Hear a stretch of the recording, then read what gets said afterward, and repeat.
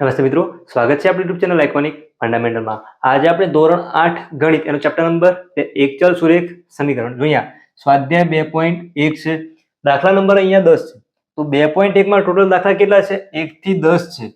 તો આપણે શું કર્યું છે, 2 અને 3 જે દાખલા છે એના ભાગ પાડીને અલગ અલગ વિડીયો મૂકેલા છે, પણ તમે જોઈ શકો છો। આજે શીખીશું આપણે દાખલા નંબર 10। સમીકરણ જેનો આપણે ઉકેલ મેળવવાનો છે અને જવાબ છે ચકાસવાનો છે। તો આના અલગથી વિડીયો છે, એની લિંક છે નીચે આપેલી છે, તમે જોઈ શકો છો। કરવાનું શું, જો 3m 5m સંખ્યા છે, આને આપણે ક્યાં લઈ જઈએ? બરાબરની ડાબી બાજુ। અહીંયા કેટલા છે? 3m છે। આ 5m છે ને સામે મોકલીએ તો શું થઈ જશે? જુઓ, -5m। કેમ? 5m ધન છે, ધન સંખ્યાને બરાબરની આપણે બીજી બાજુ મોકલીએ તો શું થઈ જાય? ઋણ થઈ જાય। બરાબર -8/5। જે સ્ટેપ કર્યું છે આપણે લખીએ બ્રેકેટમાં। તો પહેલા 5m ને ક્યાં મોકલ્યા છે? આપણે ડાબી બાજુ લઈ જતા। ખ્યાલ આવ્યો છે? જો 3x અહીંયા m છે તો 3m લખવાના છે, -5m। 3m છે એમાંથી 5m માઇનસ થાય, કેટલા બચશે? -2m બરાબર -8/5। તો બંને બાજુમાં -1 થી ગુણાકાર કરી દેશો તો શું થઈ જશે? આજે સંખ્યા બંને કેવી થશે? ધન। શું કરીએ? બંને બાજુ -1 વડે ગુણતા। તો જો અહીંયા શું થઈ જશે? 2m થઈ જશે, અહીંયા થઈ જશે 8/5। ખ્યાલ આવે છે? જો અહીંયા 2m નો ગુણાકાર -1 જોડે કરીએ એટલે માઇનસ માઇનસ પ્લસ થઈ જાય। m ના જોડે અહીંયા 2 છે તો આ દાખલો અહીંયાથી આપણે બે રીતે ગણી શકીએ। m ની બાજુમાં 2 છે, એ ગુણાકારમાં છે, સામે મોકલીએ તો m અહીં રહેશે, 8/5 સામે છે, અહીંયા ગુણાકારમાંથી સામે જાય તો ક્યાં જશે? છેદમાં જશે। શું કર્યું અહીંયા? તો આજે 2 છે, 2 ને જમણી બાજુ લઈ જતા। તો જો 2 × 4 ભાગ ચાલશે તો m ની કિંમત મળી 4/5। આ શું થયું? આનો ઉકેલ। આ સ્ટેપ અહીંયા છે તો આવી રીતે લખી શકીએ આપણે કે 2m બરાબર 8/5। m ની બાજુમાં અહીંયા જો 2 ગુણાકારમાં છે, ગુણાકારમાંથી આપણે કોઈ સંખ્યાને દૂર કરવી હોય શું કરવું પડે? ભાગાકાર।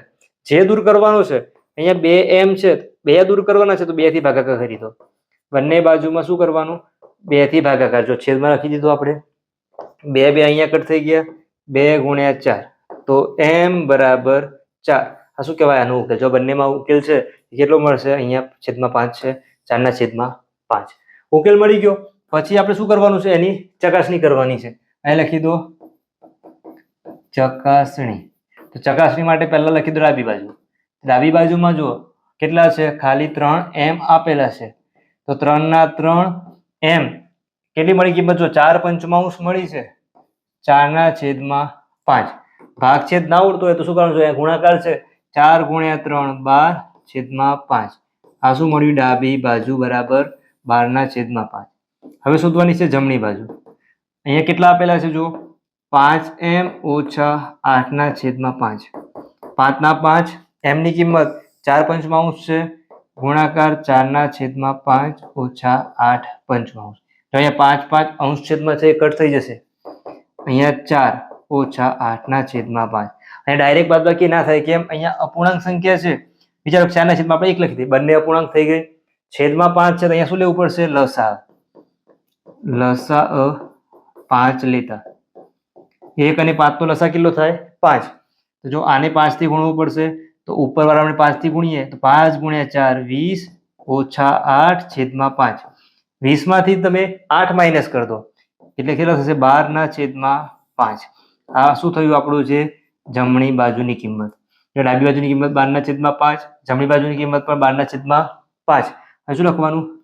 અહીં ડાબી બાજુ બરાબર જમણી બાજુ છે, માટે આપણે જે ઉકેલ શોધ્યો છે, ઉકેલ કેવો કહેવાશે? સાચો કહેવાશે। ખ્યાલ આવે છે?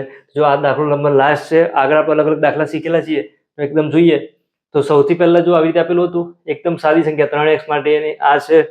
પછી જો 2 નંબરનો દાખલો છે આવી રીતે, તો બધા દાખલા આપણે સ્ટેપ બાય સ્ટેપ શીખેલા છીએ, તો બધાની લિંક નીચે આપેલી છે, પણ તમે જોઈ શકો છો, પ્લેલિસ્ટમાં જઈને દાખલા શોધી શકો છો। વિડીયો પસંદ આવે તો મિત્રો સાથે શેર કરજો। એકદમ બેઝિક મેથ્સ શીખો તેના પણ વિડીયો લગતી મૂકેલા છે, પણ તમે જોઈ શકો છો। ફરીથી મળીશું નવા વિડીયો સાથે। ધન્યવાદ।